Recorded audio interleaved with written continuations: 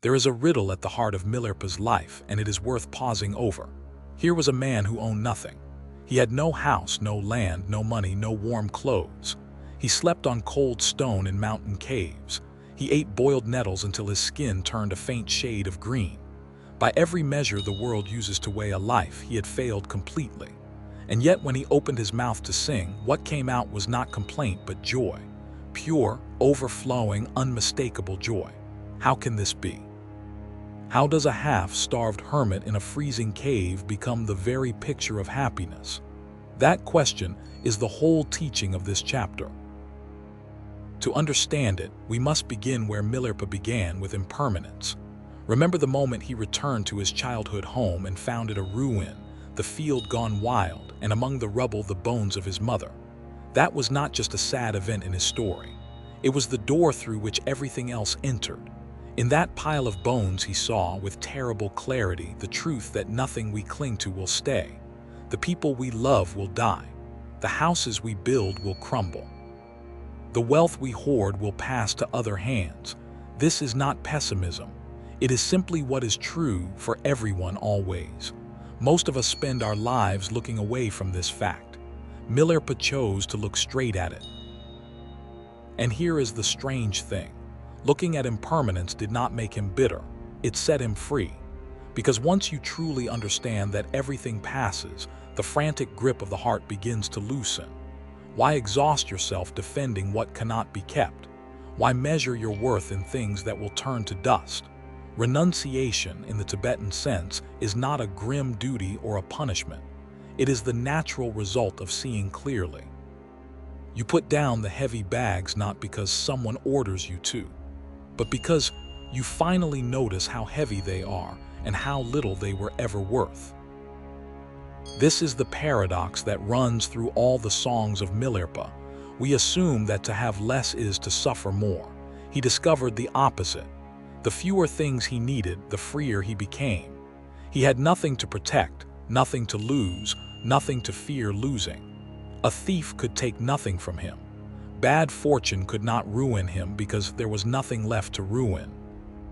In one of his songs, he describes his cave, his nettle soup, his thin cotton cloth, and then he laughs at the kings in their palaces, for he says he is happier than they are. And he means it. The joy in those songs is not performed. It is the simple gladness of a man who wants nothing and therefore lacks nothing. We should be careful not to romanticize the cold or the hunger. Milarepa did not love suffering for its own sake. The point was never the nettles. The point was what dropped away when the nettles were all he had. When you strip a life down that far, you find out what is actually holding it up. For most of us, our sense of who we are is propped against possession, status, the opinions of others, the comfortable routines we have built. Take those away and we panic because we are not sure what remains.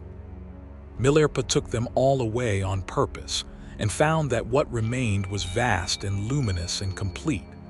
The nature of his own mind, awake and at peace, needed no support from outside at all.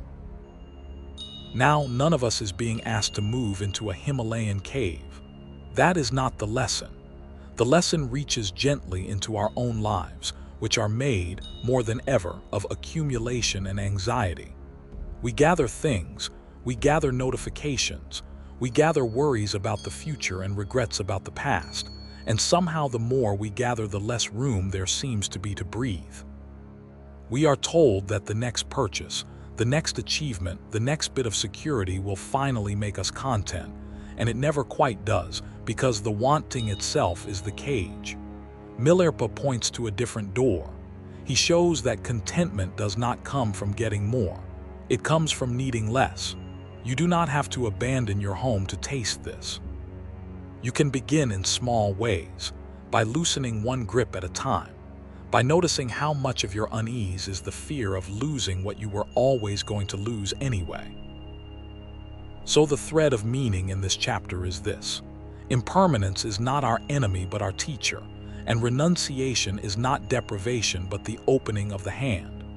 Milarepa stands as living proof that the deepest joy a human being can know does not depend on a single outer thing. It was already there, underneath the wanting, waiting to be uncovered. He uncovered it by letting go completely of everything the world calls necessary, and what he found was a happiness no king could buy and no thief could steal. His empty hands held more than any treasury. In the next chapter, we come to the close of his long journey. We will see Milarepa in his final days, betrayed once more, this time by a jealous scholar who offered him poison. And we will witness how the man who began in murder ended in perfect forgiveness, giving his death, as he had given his life, entirely to others.